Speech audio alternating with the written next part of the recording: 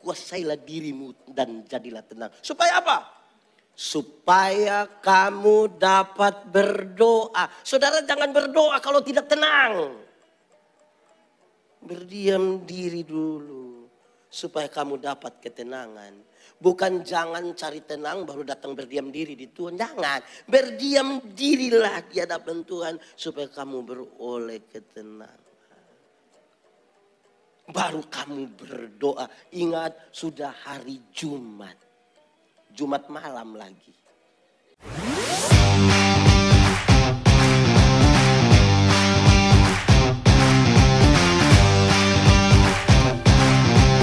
Mari berdoa. Ya Tuhan, terima kasih Tuhan bawa kami ke tempat ini. Yang paling indah bagi kami adalah kalau kami berdiam diri dan mendengarkan apa yang Tuhan mau katakan bagi kami. Layakanlah kami semua supaya kami dapat menerima berkat firman Tuhan. Itu terlebih indah dari semua yang ada dunia ini. Bapa di surga, arahkanlah seluruh hati dan hidup kami hanya kepada pemberitaan firman saat ini. Kami satu hati, kami tolak segala kuasa yang ingin menghalau firman-Mu daripada kami. Semuanya terjadi di dalam nama Yesus Kristus. Tuhan yang menjadi manusia. Firman yang hidup. Dan karena itu kami serahkan hidup kami kepadamu. Firman-Mu berkuasa atas kami. Untuk kami kuat menjalani hidup kami. Sampai Tuhan datang kembali. Terpujilah namamu di dalam nama Yesus. Firman yang hidup itu. Kami berdoa. Amin. Mari silakan duduk semuanya. Bapak Ibu Saudara-saudara, dalam sukacita kita di sore hari ini, saja kita merenungkan ulang satu bagian ini. Pertama Petrus pasal 4 ayat 7 sampai ayat yang ke-11. Pertama Petrus pasal 4 ayat 7 sampai ayat yang ke-11. Hidup orang Kristen. Kesudahan segala sesuatu sudah dekat. Karena itu kuasailah dirimu dan jadilah tenang. Supaya kamu dapat berdoa. Tetapi yang terutama, kasihilah sungguh-sungguh seorang akan yang lain. Sebab kasih menutupi banyak sekali dosa. Berilah tumpangan seorang akan yang lain dengan tidak bersungut-sungut. Layanilah seorang akan yang lain sesuai dengan karunia yang telah diperoleh tiap-tiap orang sebagai pengurus yang baik dari kasih karunia Allah. Jika ada orang yang berbicara, baiklah ia berbicara sebagai orang yang menyampaikan firman Allah. Jika ada orang yang melayani, baiklah ia melakukannya dengan kekuatan yang dianugerahkan Allah, supaya Allah dimuliakan dalam segala sesuatu karena Yesus Kristus. Ialah yang punya kemuliaan dan kuasa sampai selama-lamanya. Amin. Demikian firman Tuhan. Berbahagia setiap orang yang mendengar firman, memelihara dan melakukan dalam hidup setiap hari. Shalom. Saya tanya banyak orang, 2 minggu itu cepat atau lama? 2 minggu termasuk cepat atau lama? Kalau pacaran 2 minggu cepat atau lama? Cepat. Kalau tahan lapar 2 minggu cepat atau lama? Oh, lama. Alkitab ini tebal begini, tapi kalau satu hari kita baca 4-8 pasal, 4-8 pasal, cukup 4 bulan baca selesai satu Alkitab. 4 bulan cepat atau lama? 4 bulan cepat atau lama? Kalau hidup hanya 4 bulan cepat atau lama? Cepat. Kalau perut sakit 4 bulan termasuk cepat atau lama? Jadi yang benar 4 bulan cepat atau lama? Ya tergantung saja toh. Kalau hidup itu diisi 4 bulan, 2 minggu itu kalau diisi dengan cinta, perhatian, kasih sayang. Ternyata hari-hari hidup ini terasa terlalu. Tapi kalau 4 bulan diisi dengan iri hati, cemburu. Aduh, hari-hari hidup ini terasa terlalu. Iri hati ialah. Lebih baik saya rugi, asal engkau rugi lebih banyak. Daripada saya untung, tapi engkau untung lebih. Ada 2 orang yang biasa iri hati, dua-dua berdoa kepada Tuhan. Jadi Tuhan bilang, malaikat urus dorang dulu. Malaikat bilang, karena kamu 2 biasa iri hati, hanya 1 yang boleh berdoa, yang 1 tidak boleh. Tapi yang berdoa ini dia minta apa, yang tidak berdoa dapat 2 kali lipat. Jadi kalau dia minta motor 1, yang tidak berdoa dapat motor 2. Siapa di antara kamu 2 mau berdoa? Dua-dua tidak mau berdoa. Dua-dua. Bahaya nih. Akhirnya harus tarik undian. Siapa yang meminta? Oh, pendeta yang harus minta. Ini dia pikiran ini. Kalau dia minta kaya, Bapak lebih kaya. Akhirnya sudahlah Tuhan. Kalau begitu kasih saya punya mata buta 1. Kalau pendeta buta 1, Bapak buta berapa? Buta 1 rugi atau tidak? Tapi lebih senang lihat orang buta. Lebih baik saya rugi, asal engkau rugi lebih. Bayangkan kalau kita hari-hari hidup ini hanya diisi dengan hal-hal begitu. Saudara-saudara, memang kalau diisi dengan cinta terasa terlalu cepat. Seseorang menulis begini. Kalau hidup kita kira-kira 70 tahun. Dan setiap 10 tahun sama dengan 1 hari. Maka hidup itu hanya 7 hari. Senin. Itu umur 0 sampai 10 tahun. Di sini ada yang Senin. Sedikit, ada beberapa saya di situ. Senin pagi. Selasa umur 11 sampai 20 tahun. Pernah Selasa toh? Rabu itu umur 21 sampai umur 30. Ini belum terlalu banyak di sini. Ini mulai banyak. Kamis umur 31 sampai 40. Di sini sudah ada yang hari Kamis? Belum banyak juga. Oke, naik sedikit. Jumat, saya jujur, saya ini Jumat. Jumat itu umur 41 sampai umur 5. Pendeta Yandi Jumat malam ini. Bahaya ini. Sabtu umur 61 sampai umur 51 sampai umur 60. Di sini sudah ada hari Sabtu. Yang malam Minggu sudah. Ingat, sudah malam Minggu ini. Hari Minggu itu umur 61 sampai umur 70. Saya tidak berani ngomong yang ini sudah senior sekali. Pendeta, lalu bagaimana yang umur 71 ke atas? Oh, itu tiket sudah di tangan. Pesawat yang hanya delay saja begitu. Tapi kalau saya bilang tiket sudah di tangan, yang hari Kamis jangan tertawa dulu, jangan senang dulu. Karena belum tentu semua yang hari Kamis bisa sampai hari Minggu. Kemungkinan besar Jumat pagi. Karena kita juga tidak tahu kita sampai kapan ini hidup ini. Karena itu nasihat ini serius. Kesudahan segala sesuatu sudah dekat. Karena itu. Karena ini hari Jumat ini. Karena itu dia bilang. 1. Kuasailah dirimu. Tolong kuasai diri. Manusia ini jatuh dalam dosa karena tidak bisa kuasai diri. Adam, semua tanaman dalam tanaman ini boleh kau makan. Yang itu tidak boleh. Tolong jaga supaya terlalu tergoda. Jangan melangkah melewati batas. Kuasai diri. Orang yang kuasai diri dia tahu tujuan mana yang dia akan pergi. Saudara mau keluar dan pergi ke bandara. Baru keluar sampai di situ ada pilihan. Mau serong kiri atau serong kanan. Yang tahu tujuan dia bilang tidak saya ikut ini. Ada tawaran lagi di banyak tempat. Yang tahu tujuan itu. Dia tahu saya mau kemana. Kuasai diri itu tahu tujuan hidupnya. Yang tidak tahu tujuan itu yang dia tidak tahu mau buat apa. Orang gereja dia gereja. Orang pesta dia juga pesta. Dia juga pusing. Kuasailah dirimu. Kalau saya dengan Bapak ini kami 2 berperang lawan orang. Siap-siap di sini kami pegang senjata merayap dari satu kursi ke kursi yang lain. Musuh juga merayap dari sana datang. Tiba-tiba saya injak beliau punya sepatu baru. Menurut saudara beliau marah saya atau tidak? Tidak marah. Karena ada sesuatu yang lebih penting di sana. Orang yang kuasai diri dan tahu tujuan tidak ada kesempatan untuk baku marah. Tidak ada. Waktunya terlalu sedikit. Ingat sudah hari Jumat. Sedikit lagi Minggu. Tidak ada waktu untuk bertengkar. Tapi coba bayangkan kalau tidak ada sesuatu di depan. Kami 2 duduk-duduk tiba-tiba saya injak beliau punya sepatu. Minimal pakai bahasa Kupang dia bilang lu tidak ada mata. Minimal begitu, minimal. Kuasailah dirimu dan jadilah tenang. Jadi tenang ini menarik ini. Ada gelombang besar.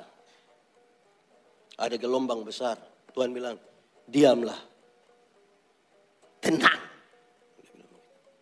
Kadang-kadang persoalan itu ada di luar. Kitanya yang tidak tenang. Orang lain yang beli kulkas. Kita yang kedinginan. Lama-lama kita beku gara-gara orang lain. Orang lain yang beli motor, kita tidak bisa tidur di rumah. Tolong cek dulu, kenapa? Dia kredit apa cash kah? Orang punya urusan. Kuasailah dirimu dan jadilah tenang. Supaya apa? Supaya kamu dapat berdoa. Saudara jangan berdoa kalau tidak tenang. Berdiam diri dulu. Supaya kamu dapat ketenangan. Bukan jangan cari tenang baru datang berdiam diri di Tuhan. Jangan. Berdiam dirilah di hadapan Tuhan. Supaya kamu beroleh ketenangan. Baru kamu berdoa. Ingat sudah hari Jumat. Jumat malam lagi. Kuasailah dirimu. Terus dia lanjut. Tetapi yang terutama. Kasihilah sungguh-sungguh seorang akan yang lain. Karena kasih menutupi banyak sekali dosa. Ini barang ini kalau tidak dibaca baik-baik jadi masalah ini. Kalau kita baca cepat-cepat seolah-olah kalau banyak melakukan kasih. Kasih menutupi banyak sekali dosa. Jadi kalau kita melakukan kasih dosa tertutup satu-satu. Maksud begitu? Tidak. Tidak. Ada dua maksud yang menarik dari teks itu. Kasih menutupi banyak sekali dosa. Dia mau kasih tahu. Pertama. Makin banyak waktu yang kita pakai untuk melakukan kasih. Makin sedikit waktu bagi kita untuk melakukan dosa. Semakin banyak waktu yang kita pakai untuk mengasihi. Semakin sedikit waktu untuk melakukan dosa.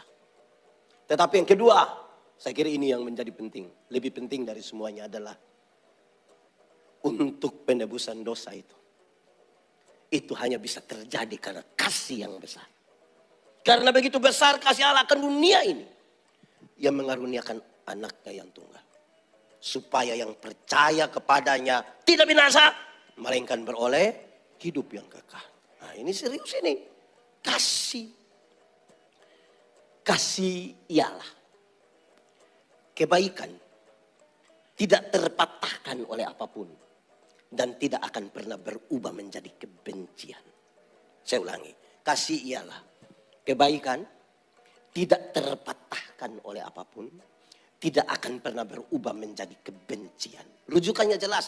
Karena begitu besar kasih Allah akan dunia ini. Apakah Tuhan Allah mengasihi dunia? Amin. Lalu apakah dunia mengasihi Tuhan Allah? Lalu apakah karena dunia tidak mengasihi Tuhan Allah berhenti mengasihi dunia? Apakah kemudian Tuhan membenci dunia? Saudara lihat, kasih tidak terpatahkan. Kalau saudara merasa punya kasih, tidak boleh ada satu orang yang bilang begini, Pak, saya terlalu hargai Pak. Tapi setelah saya lihat Pak punya sifat begini, maaf. Itu bukan kasih. Egois. Kalau kamu hanya bisa mengasihi orang yang berbuat baik kepadamu, apakah jasamu? Karena orang berdosa pun bisa melakukan hal yang sama. Kasih adalah kebaikan. Tidak terpatahkan oleh apapun. Tidak akan pernah berubah menjadi kebencian. Oleh karena kasih yang besar itu kita diselamatkan. Saya pernah tanya pada saudara, surga lebih baik atau dunia lebih baik? Surga lebih baik, amin. Lebih baik dari dunia ini, amin. Siapa mau pergi sekarang? Ada yang mau pergi ke surga sekarang?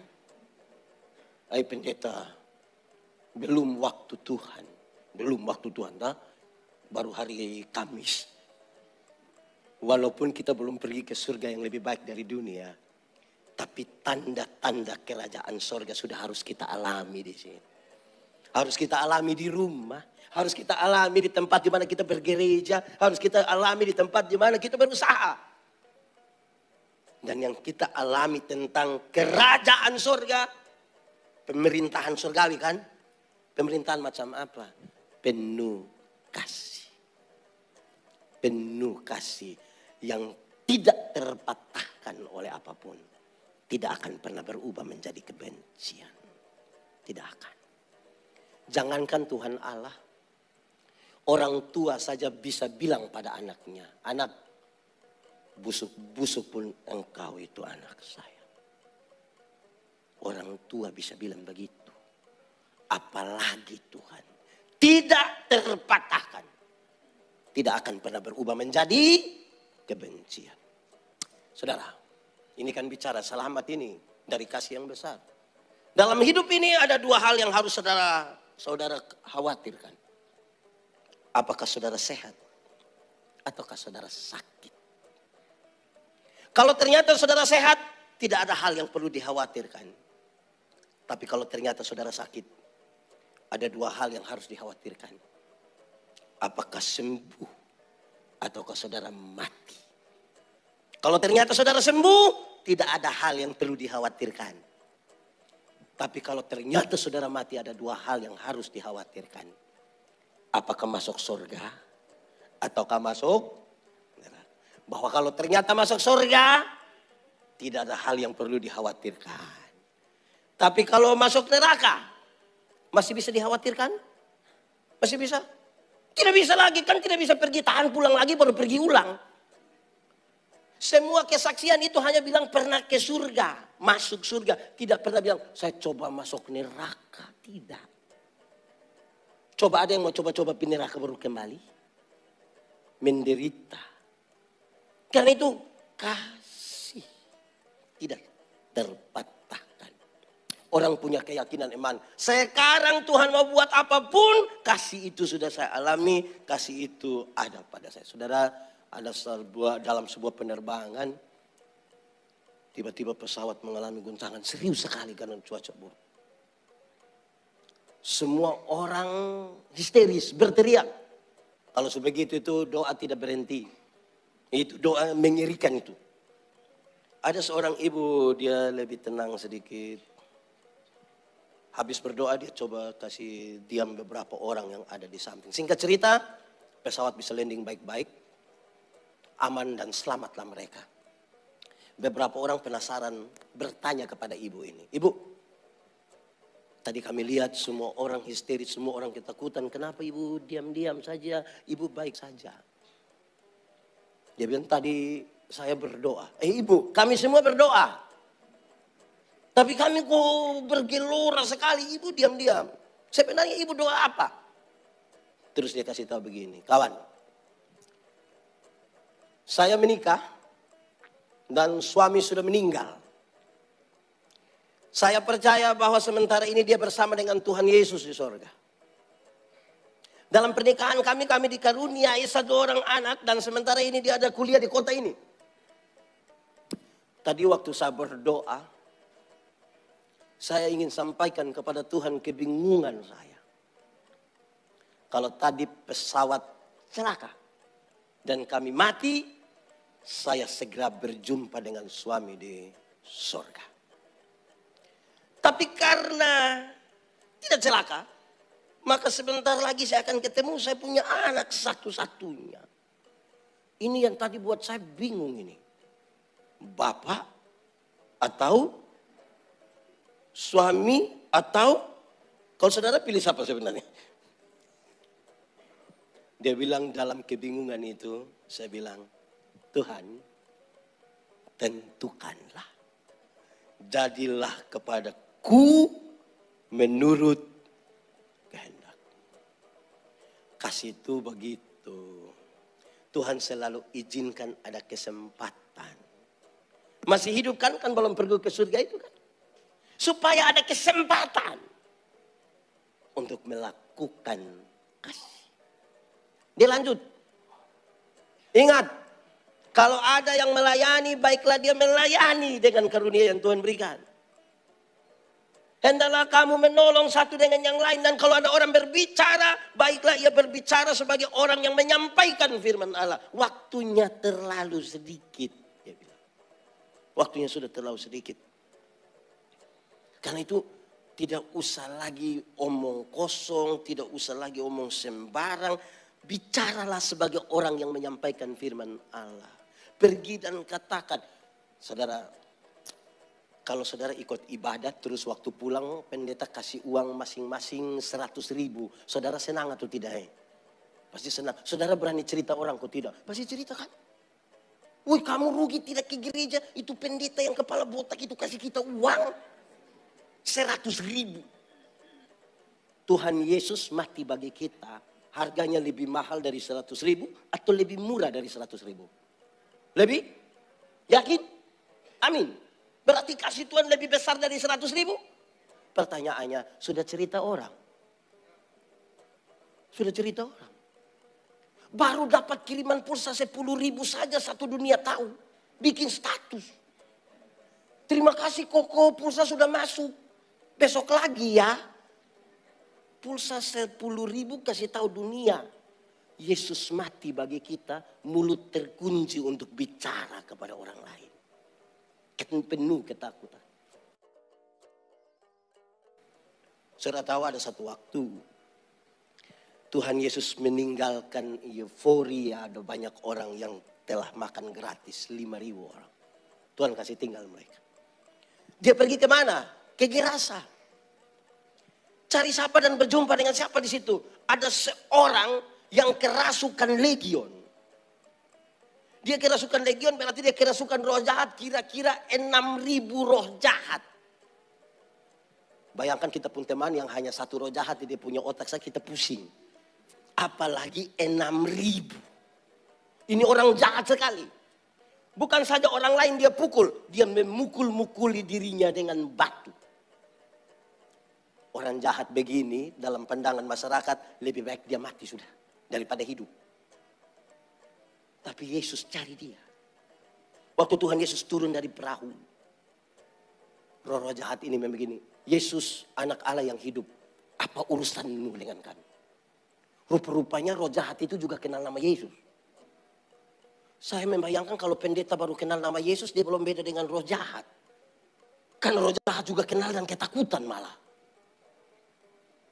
Terus Injil Markus mencatat, di daerah itu ada penjaga-penjaga babi, menjaga babi berapa ekor?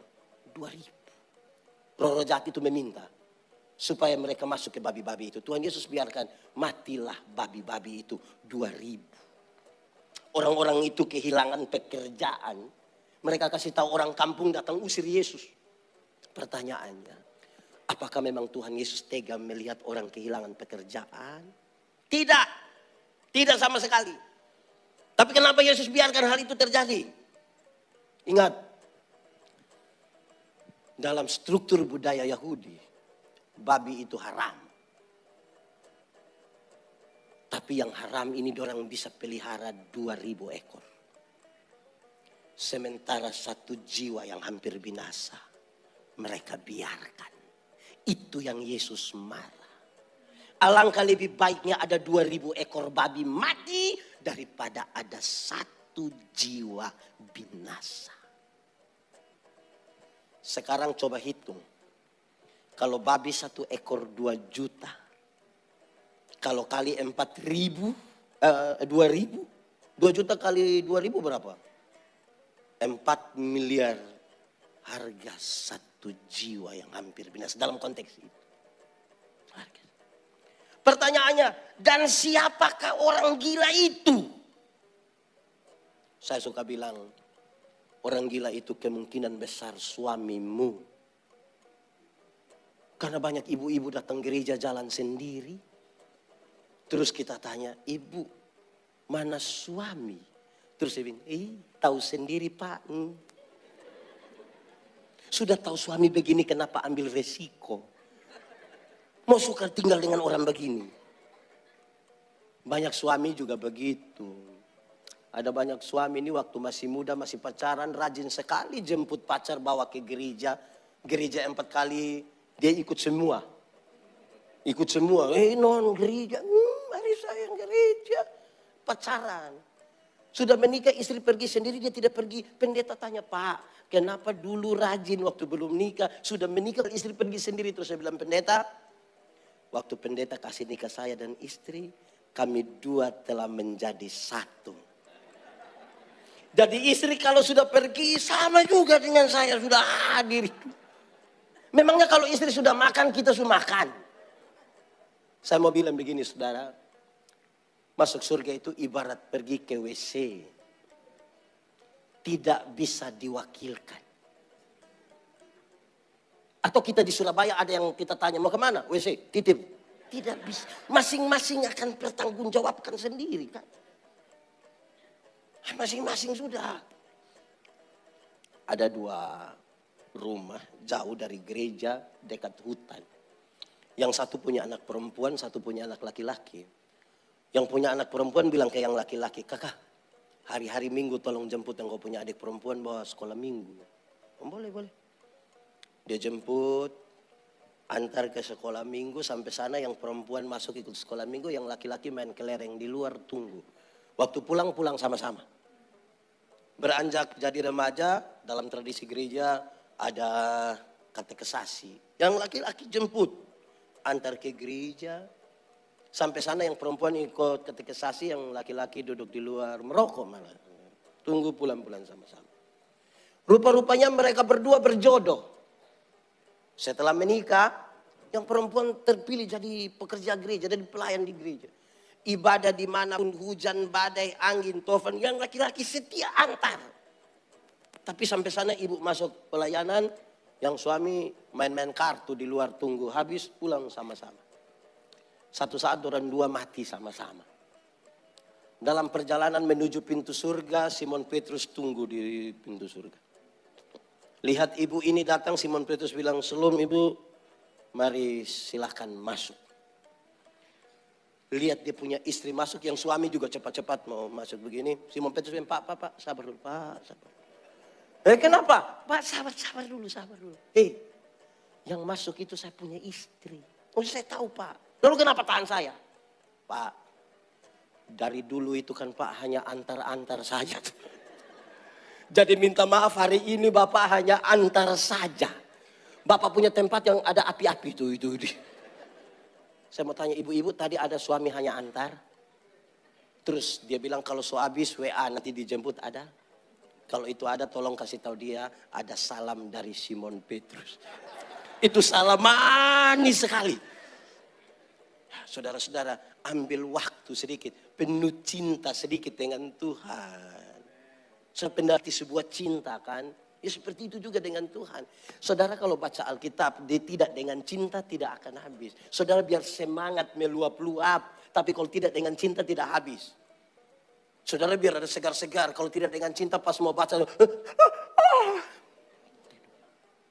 paling-paling kalau kita mau betul-betul sampai ulangan. Ulang lagi dari kejadian. Kalau kita mau cek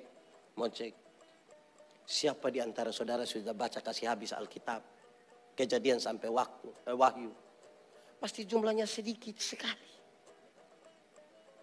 Saya bilang pada saudara, yang sudah baca kasih habis saja belum tentu mengerti. Yang sudah baca sampai tuntas juga belum tentu mengerti.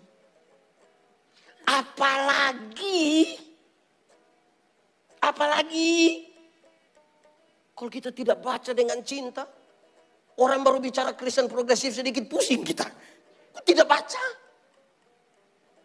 Karena itu saudara-saudara, cinta bangun dulu. Cinta itu bukan karena sama-sama. Cinta bukan karena kedekatan. Buktinya ada orang bisa dekat bertahun-tahun, cerai juga. Cinta adalah anak dari kecocokan jiwa. Saudara mesti membangun kecocokan. Cocok kok tidak saya dengan Alkitab ini? Kenapa baca Alkitab saya mengantuk terus? Itu pasti tidak cocok. Saya lebih cocok dengan ikatan cinta. Saya lebih cocok dengan film Korea. Suara hati istri. Itu kan cinta adalah anak dari kecocokan. Karena itu belajar untuk membangun kecocokan itu terus menerus. Saya pendeta jemaat, menggambarkan sebuah jemaat. Saya kadang-kadang kalau pergi ke jemaat saya tidak bawa Alkitab. Terus saya bilang, Pak, ambil Alkitab dulu. Dia pergi ke belakang itu lama sekali. Baru dia kembali bawa Alkitab satu. Tapi agak aneh. Di kampung itu kan masih pakai fam begitu toh, nama marga. Yang menarik, dia fam menobe. Tapi Alkitab tertulis Nubatonis. Ini pasti pinjam tetangga punya ini, sudah pasti. Pasti pinjam di sebelah. Lebih menarik lagi, Alkitab tidak ada. Tapi motor 2. Jadi saya bilang dia, Pak, Alkitab tidak ada tapi motor 2. kemungkinan besar itu hanya dua. Satu, kemungkinan ini Alkitab lebih mahal dari motor. Jadi Bapak bisa beli motor dua tapi tidak bisa beli Alkitab. Atau kemungkinan yang kedua, mungkin Bapak sudah hafal semua ayat dalam Alkitab. Jadi untuk apa beli, tinggal sebut, kita omong. Butuh cinta untuk itu. Butuh cinta untuk itu. Ingat, sudah hari Jumat. Sudah hari Jumat. Apalagi yang kita banggakan, saudara. Saya bilang di mana-mana, mungkin saya pernah bilang di sini, saya bilang begini. Beredar di grup-grup WA itu begini. Pada akhirnya segala sesuatu akan nol juga. Kalau kita sudah umur 50 tahun, itu cantik atau tidak cantik sama saja. Tidak bisa disembunyikan lagi di balik lipstik dan bedak, tidak bisa lagi. Kalau masih muda umur 20-30 masih Rabu Kamis itu kita rasa ini pipi masih kinclong begini. Sudah 50 meleleh ini pipi, dia meleleh begini. Ini pasti. Saya punya teman, kami masih SMA, dia tato di sini Guns N' Roses punya lambang yang begini nih. Gagah, kulit bagus, tinta bagus, kontras dia dapat. Gagah sekali. SMA itu 17 tahun. Waktu dia umur 43 tahun, belum 50, baru 43 tahun dia sakit. Kami pergi lihat dia itu, saya juga sedih lihat itu, saya sedih betul. Karena itu tato bukan lagi orang begini, seperti orang menyembah itu dia tuh. Menurun. Apa yang bisa kita banggakan? Kalau ada orang datang tanya ibu umur berapa? Terus ibu bilang 50. Dia sengaja kaget. 50? Macam 35. Jangan percaya. Masa umur 50 sama 35 lalu yang 15 di mana? Kalau ibu jalan sama ibu punya anak perempuan ada yang tanya, yang ini siapa? Ini siapa sayang? Yang ini siapa? Oh, ini saya punya anak perempuan yang pertama. Dia sengaja kaget. Anak perempuan? Macam kakak adik. Jangan percaya. Masa mama dengan anak macam kakak adik? Mama dengan anak kalau macam kakak adik hanya dua kemungkinan. Kemungkinan pertama itu anak nona itu muka terlalu tua.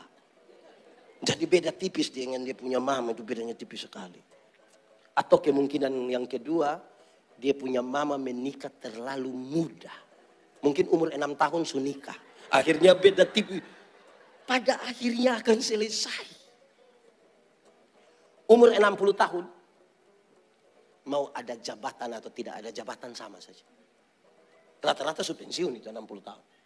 ASN, TNI, Polri, perusahaan biasa kasih pensiun orang kira-kira di umur begitu. Waktu kita masih aktif, masih kuat-kuat itu kita sampai orang siap laksanakan lanjutkan hormat. Aktif. Sudah pensiun paling-paling anak-anak kecil yang baru lihat kita bilang, Pak tua, tua ada aman kah? Wih, hati macam sakit. Umur 70 tahun. Rata-rata ada yang kasus khusus. Sudah umur 70 tahun. Rumah besar atau rumah kecil sama saja. Apalagi rumah tingkat. Pakai tongkat mana di lantai 2. Tidak jadi. Naik ini saja repot itu. Apalagi rumah tingkat. Lalu apa yang kita cari? Umur 80 tahun kalau Tuhan izinkan kita umur panjang. Bahkan kaya atau miskin pun sama saja. Tidak mungkin dia beli sate babi 2 porsi makan sendiri, tidak mungkin. Kolesterol, asam urat, diabetes, darah tinggi, jantung, gigi tidak ada. Orang lain mungkin masih kunyah. Kita karena tidak ada gigi tidak kunyah lagi. Seperti mall saja. Mall-mall begini dia pemanis so habis. Paling-paling hanya begitu. Apa yang kita banggakan? Kumpul cucu lari-lari terus cucu bilang begini, Opa mau makan apa biar kita ambil. Opa hanya bilang, jangan. Opa makan bubur. Paling-paling hanya itu. Lalu saudara, kita mau cari apa di dunia ini? Saya besar dari satu lagu sekolah minggu yang saya ingat sampai hari ini. Cari apa di dalam dunia? Cari apa di dalam dunia sekarang. Cari dunia, nanti binasa. Amin toh? Bukan berarti dia bilang tidak usah kerja, tidak. Bukan. Jangan sampai karena kerja kita lupa cari sesuatu yang penting. Ingat, waktunya tinggal sedikit. Sudah hari Jumat. Jumat malam lagi. Jaga-jaga itu dia, sudah jaga baik. Supaya hidup kita dari sehari ke sehari. Petrus menulis surat ini menjelang kematiannya. Disalibkan kepala, di bawah kaki di atas. Tapi dia masih nasihat orang, ingat kesudahan segala sesuatu sudah dekat. Kuasai diri. Kalau saudara sementara senang, tolong kuasai diri. Ada banyak orang senang tidak kuasai diri jadinya rusak. Anak-anak muda itu terlalu senang, mati. Kalau Anda lagi susah sekarang, kuasai diri. Dalam situasi apapun kuasai diri. Supaya jadi tenang. Kita kalau tidak kuasai diri itu kan kelihatan dari kita punya sikap toh.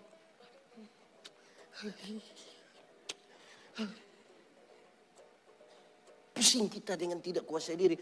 Memang kuasai diri ini, kuasai orang lebih gampang daripada kuasai diri. Saya ingat saudara-saudara masih kecil dulu kan kita di kampung. Itu kan televisi yang masih hitam putih. Tidak ada listrik.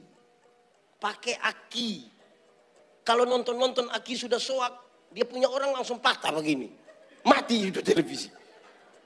Jadi biasa pemerintah putar film-film, itu pun film-film yang BKKBN punya. Putar di lapangan. Wih, kami senang sekali, layar tancap.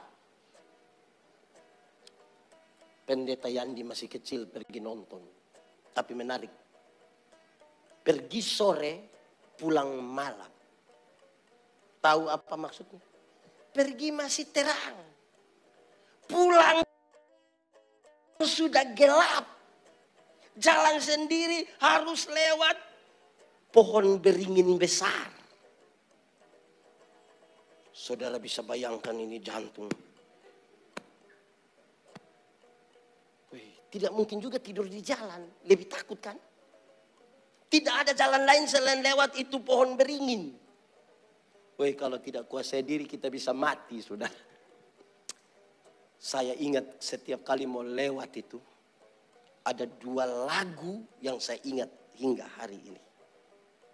Itu lagu betul-betul menemani saya melewati pohon beringin. Padahal itu pohon beringin sebenarnya tidak apa-apa. Hanya pohon saja. Tapi di sini dia, aduh, jangan-jangan ada nona baju putih lagi. Nona baju, ini kita ini kalau tidak kuasai diri pikiran jadi sembarang kita ini. Padahal hanya pohon. Lalu pendeta, itu kan kecil bukan pendeta. Cara lewat itu menyanyi. Yang bisa dilakukan hanya satu. Menyanyi. Lagu pertama. Dalam nama Yesus. Itu lagu mengantar kita melewati kegelisahan. Jadi kalau saudara kalau sementara tidak kuasa diri tolong menyanyi. Tolong menyanyi. Dalam nama Yesus. Itu lagu pertama. Lagu kedua ya kurang lebih sejenis dengan itulah. Yesus itulah satu-satunya penolongku yang ia berjanji angkat. Kalau kita tidak tenang mungkin Yesus belum datang kita sudah terangkat. Karena itu kuasailah dirimu. Jadilah tenang. Ingat-ingat berdoa sedikit. Lakukanlah kasih. Sedapat-dapatnya bisa kita lakukan sesuatu. Lakukanlah. Tidak harus untuk semua orang di dunia. Tapi kalau ada satu yang bisa kita jangkau. Wih, puji Tuhan. Puji Tuhan. Ingat, sudah hari apa? Sudah hari Jumat. Sepakat kita ya sudah hari Jumat. Mari kita berteduh di hadapan Tuhan. Tunduk kepala sekarang di hadapan Tuhan. Kita angkat hati kita. Kita mau berdoa, firman Tuhan berkata. Kalau kamu dengar suaranya, jangan keraskan hatimu. Minta Roh Kudus lembutkan hati yang keras. Biar firman ini masuk ke dalam hidup kita. Mensiasati kehidupan kita yang sudah tinggal sesaat ini. Boleh katakan sesuatu yang jujur kepada Tuhan. Jujur, ingat manusia mungkin kita tipu, tapi Tuhan tidak bisa kita tipu. Dia lihat sampai ke kedalaman jiwa kita. Dia sungguh tahu siapa kita di hadapan Tuhan. Mari katakan sesuatu. Ini soal pribadi dengan Tuhan. Nikmati saja dan katakanlah sesuatu. Jangan terlewatkan hari ini di hadapan hadirat Tuhan. Waktunya terlalu sedikit bagi saya dan saudara. Pakai waktu ini untuk kemuliaan Tuhan. Pakai waktu ini untuk kasih. Kalau ada yang masih sia-siakan waktu, bertobatlah hari ini. Supaya dia bisa melakukan kasih dalam ucapan syukurnya kepada Tuhan lewat orang-orang yang ada di sekitarnya. Istri, suami, mertua, anak-anak. Atau siapapun yang dia harus lakukan sebagai tanda kasihnya. Kalau ada yang mau berkomitmen, nyatakan hari ini di hadapan Tuhan. Ya Tuhan Allah, kami dengar firman-Mu Tuhan, tapi kami tidak bisa sendiri. Kami takluk di hadapan-Mu sambil memohon, tolonglah kami Tuhan, gerakkanlah kami untuk kami melakukan apa yang Tuhan pandang baik. Mampukanlah kami karena rahmat-Mu. Kehadiran kami biar memberkati. Dan di mana kami ada, nama Tuhan dipermuliakan. Jadikanlah kami yang sudah menikmati kasih Tuhan itu menceritakan kebaikan Tuhan dimanapun kami ada. Masih banyak kami malu. Masih banyak kami takut menceritakan kebaikan-kebaikan Tuhan. Masih banyak orang tidak ingin menjadi saksi. Amin. Banyak orang menyangkali bahwa Tuhan telah melakukan yang terbaik dalam dirinya. Sekarang kami buka hati Tuhan. Jamah hidup kami, sentuh hati kami, ubahkan kami. Kami mau berdiri sebagai saksi-Mu di tengah-tengah dunia ini. Sewaktu kami hanya untuk kemuliaan bagi nama Tuhan. Dimanapun kami ada. Kami mau berikrar. Berkuasalah dan pakailah hidup kami ya Tuhan. Terima kasih karena Engkau sangat baik. Kami memulainya. Bukan karena kami mampu. Tetapi karena anugerah-Mu bagi kami. Kami mau menyatakan itu di tengah-tengah dunia ini. Terima kasih banyak Bapak. Maha besar Engkau, maha besar. Kami pulang dengan sukacita. Bukan karena kami tanpa masalah. Tapi karena kami sungguh tahu Tuhan Yesus yang baik tidak akan pernah biarkan kami berjalan sendiri. Terpuji nama Tuhan. Terpuji nama Tuhan. Di dalam nama Yesus kami berdoa. Yang percaya sama kita katakan amin.